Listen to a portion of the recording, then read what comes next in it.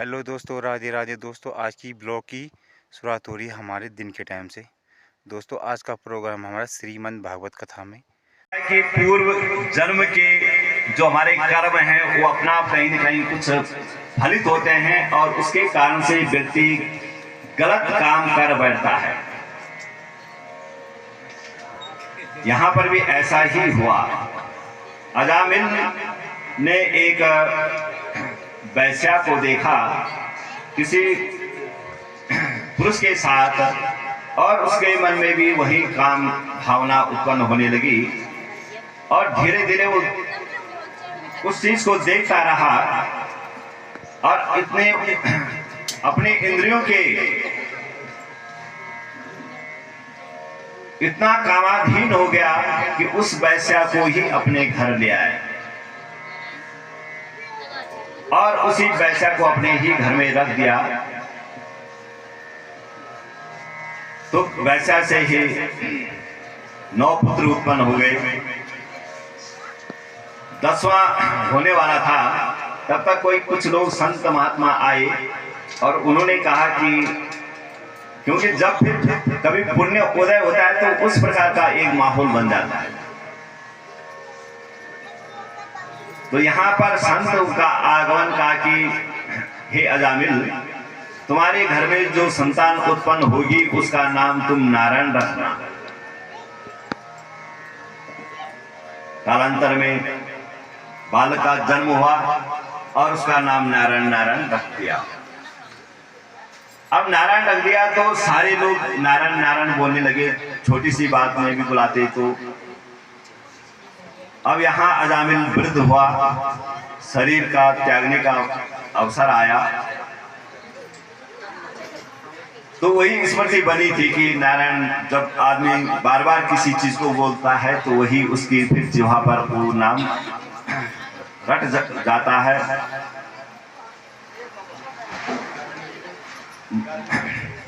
मरणासन में कष्ट हुआ, आवाज निकाल रहा था तो नारायण आवाज निकली। उस इतने में ही यमराज के दूत आए और अजामिल के प्राणों को ले जाने लगे। लेकिन जैसे ही नारायण शब्द सुना तो धर्मराज के 2 दूत उपस्थित हो गए और उनमें आपस में ये होने लगा कि नहीं, इसके प्राण हमने ले जाने हैं। यमराज के दूतों ने कहा कि इसने ऐसा जघन्य घोर पाप किया है कि इसको तो घोर नरक में ले जाएंगे। पर स्त्री को उठा करके अपने घर में लाया और अपने घर में रखा। इसको तो हम नरक में ले जाएंगे। लेकिन यमराज के धर्मराज के दूतों ने कहा नहीं, इसने तो जो मरते समय जो नारायण शब्द उच्चारित किया उसके कारण से ये स्वर्ग जाएगा। बोले कि सांकेतम पारिहासम व हम हेलनम वा वैकुंठम नाम ग्रहणम अशेषाघम हरम विदुहु। अग बोलते हैं पाप को। विदु मलन से विद्वान लोगों ने कहा है कि जो एक बार भी नारायण का नाम ले लेता है, चाहे किसी भी रूप में लिया हो, संकेत रूप में लिया हो, परिहास मतलब भगवान का चाहे भले उपहास ही उड़ाया हो कि कहाँ आपके भगवान तो कुछ नहीं करते हैं, या इस प्रकार से मतलब एक उपहास के कारण में भी लिया हो, चाहे किसी ईर्षा से लिया हो, द्वेष से लिया हो, किसी भी कारण से एन केन प्रकार यदि भगवान का नाम उसने लिया है तो वह भी वैकुंठ का अधिकारी हो जाता है मरते।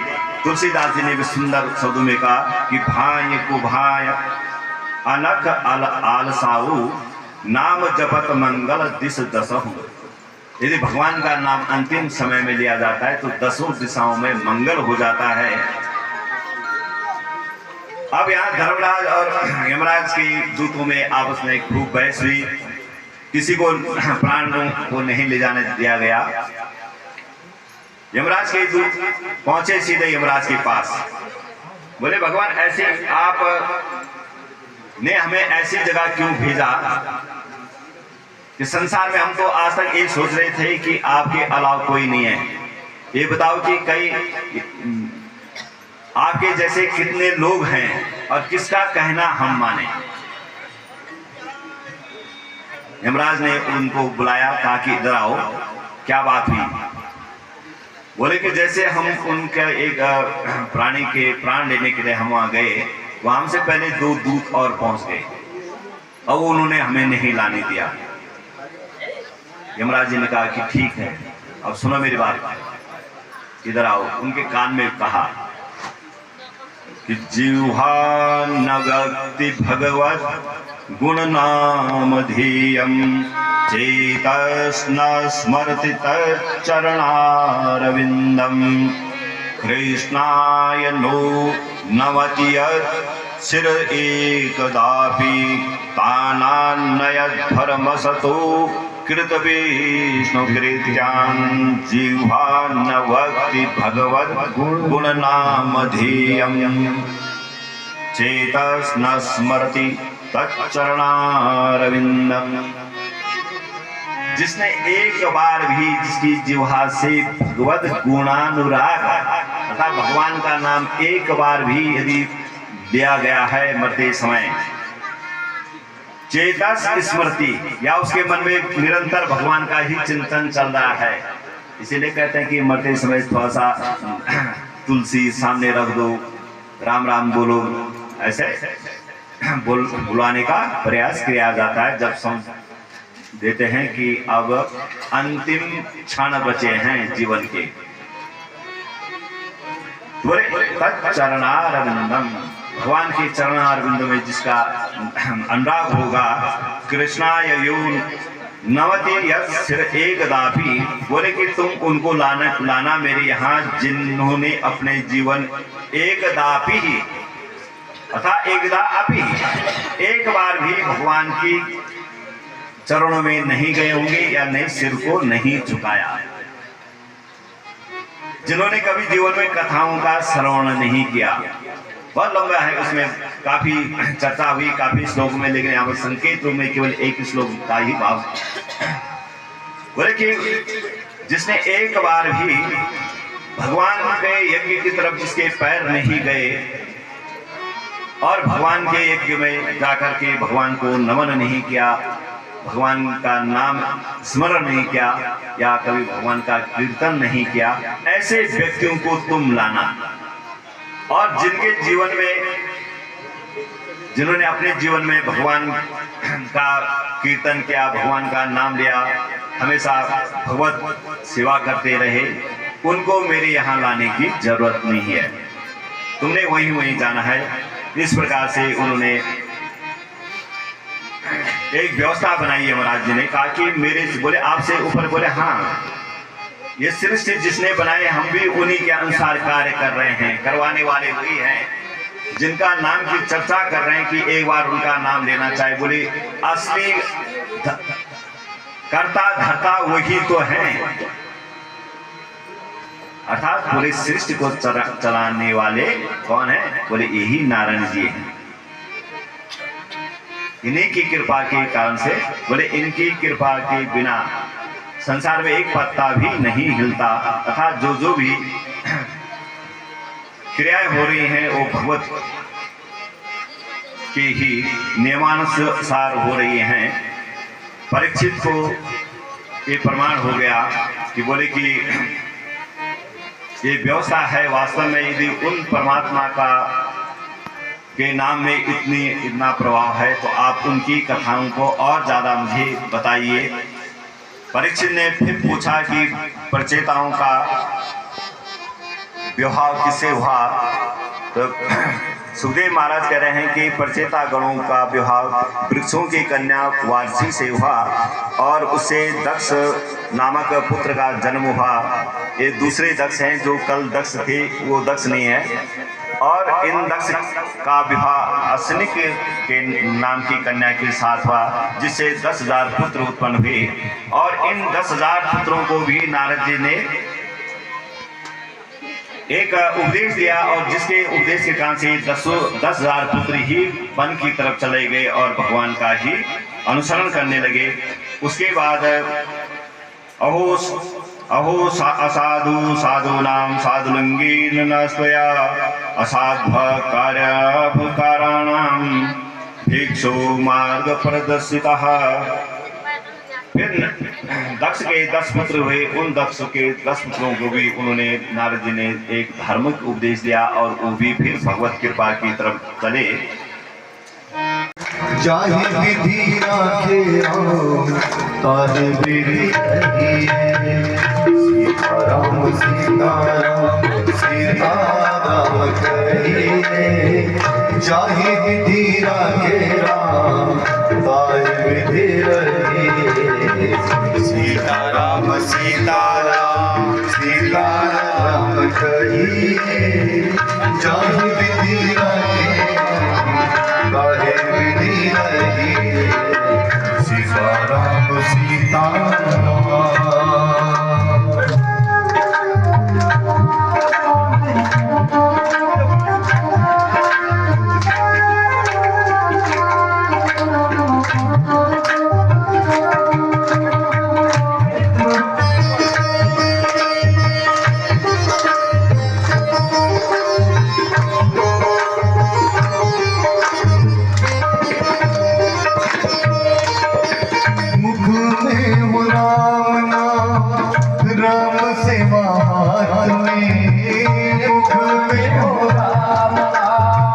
राम सेवा हाथ में तू अकेला नहीं प्यारे।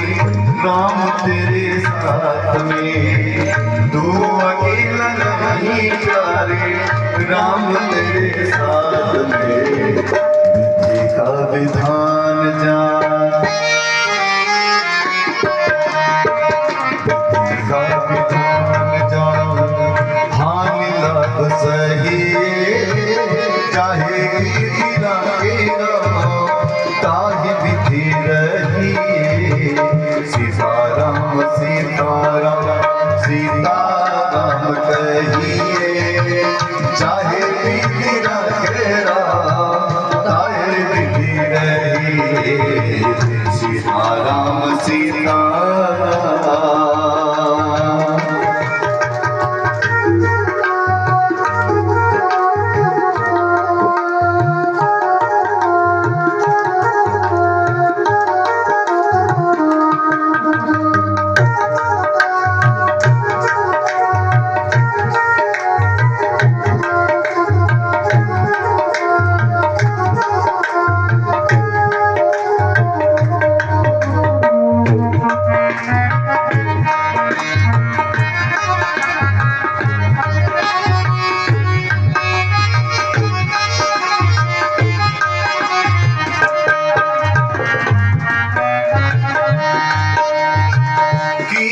अभिमान तो फिर मान नहीं पाएगा। किया अभिमान तो फिर मान नहीं पाएगा। होगा प्यारे वही जो श्री राम जी को भाएगा। होगा प्यारे वही जो श्री राम जी को भाएगा। फल आशा त्याग शुभ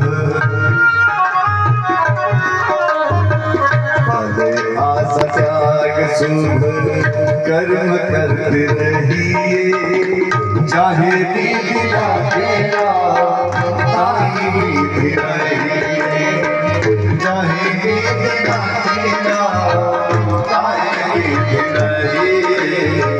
सीताराम सीताराम सीताराम कहिए। चाहे विधि राखे चाहे विधि राखे ताहि विधि रहिए।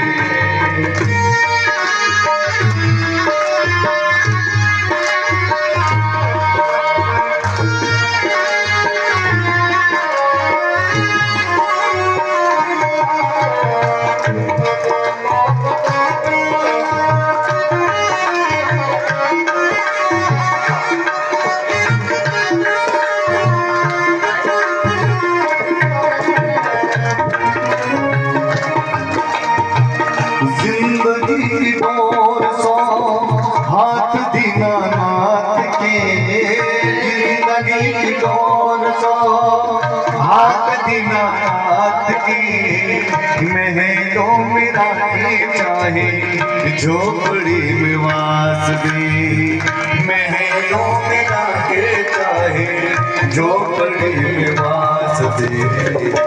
धन्यवाद निर्विवाद, धन्यवाद निर्विवाद। कर्म करती रहिए चाहे प्रीति राखेगा, ताही विधि रहिए चाहे प्रीति राखेगा, ताही विधि रहिए। सीता राम सीता राम।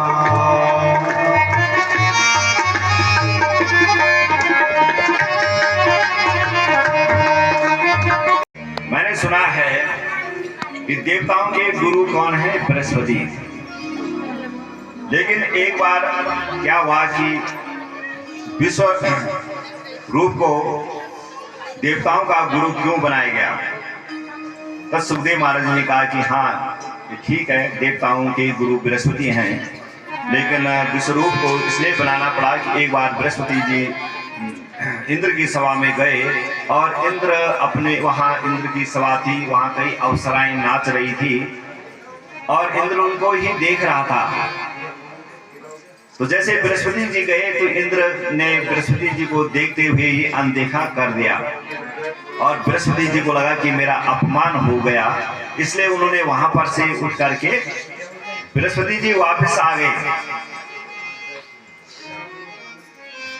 और इंद्र को श्राप दे, जाओ तू श्रीहीन हो जा। अब यहाँ विश्वरूप ने को इंद्र ने जब ये मालूम, इंद्र को एकदम आभास हो गया कि मैंने गुरु जी का अपमान कर दिया, और उसके बाद विश्वरूप को गुरु बनाया और यज्ञ किया। तो बोले जैसे उस यज्ञ कर रहे थे तो ये दिति का पुत्र था विश्वरूप, त्वष्टा ऋषि और त्वष्टा के पुत्र थे विश्वरूप। तो विश्वरूप क्या कर रहा था, जैसे यज्ञ में स्वाहा स्वाहा करते हैं तो जो देवताओं को आहुति दी जाती थी, तो कभी कभी विश्वरूप क्या करता था, कुछ आहुतियां असुरों को भी दे देता था। अब ये बात इंद्र को पसंद नहीं आई कि ये तो फिर राक्षस भी उतने बलिष्ठ होते जाएंगे और यज्ञ में असुरों का भी हिस्सा होने लग जाएगा, ये फिर असुर उपद्रव करेंगे। इसलिए उन्होंने क्या किया कि विश्वरूप के 3 सिर थे, तीनों सिर काट दिए। ये बात अब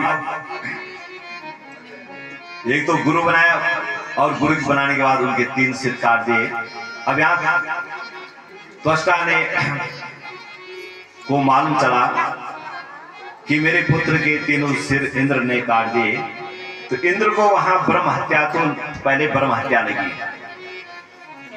तो ब्रह्म हत्या का निवारण तो इंद्र ने इस प्रकार से किया कि पृथ्वी को जो ब्रह्म हत्या थी वो 4 भागों में बांट दी। एक भाग पृथ्वी को दे दिया तो पृथ्वी में ऊसर भूमि हो गई, बंजर भूमि। एक भाग स्त्रियों में दे दिया, जो हमारा रजो धर्म होता है वह स्त्रियों में दे दिया। ऐसे जल को दिया, जल में काय जमेगी। इस प्रकार से एक भाग दे दिया, लेकिन सारे वृक्षों को दे दिया। तो ये 4 वृक्ष, स्त्री, पृथ्वी और जल, ये चारों भागों में उस ब्रह्म हत्या को बांट दिया। लेकिन साथ साथ में ये भी कह दिया कि भले ही ये शापित हैं, लेकिन इनका कहीं न कहीं उपयोग होगा या उससे फलित होंगी। जैसे रजो धर्म स्त्रियों में, इसे संतानों उत्पत्ति में ये सहायक होंगी। और वृक्षों में जो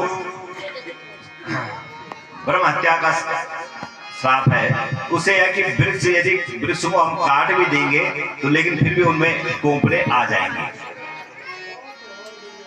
और ऐसे जल में, जल जहां भी जाएगा भले ही काय लगे, लेकिन उसमें जो शुद्धता है वो बनी रहेगी।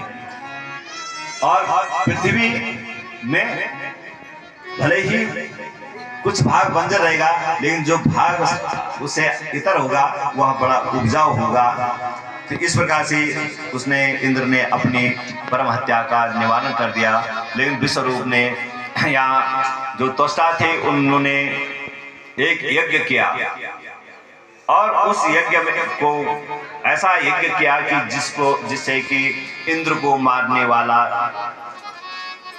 इंद्र शत्रु को पैदा हो या इंद्र शत्रु पैदा करने के लिए यज्ञ किया। यज्ञ पूर्ण हुआ, लेकिन यज्ञ में कुछ उस मंत्र को बोलने में कुछ ह्रस्व दीर्घ का फर्क पड़ गया। ओ इंद्र को मारने वाला नहीं बल्कि इंद्र को का मित्र बन जाए, ऐसा पुत्र उत्पन्न हुआ। इंद्र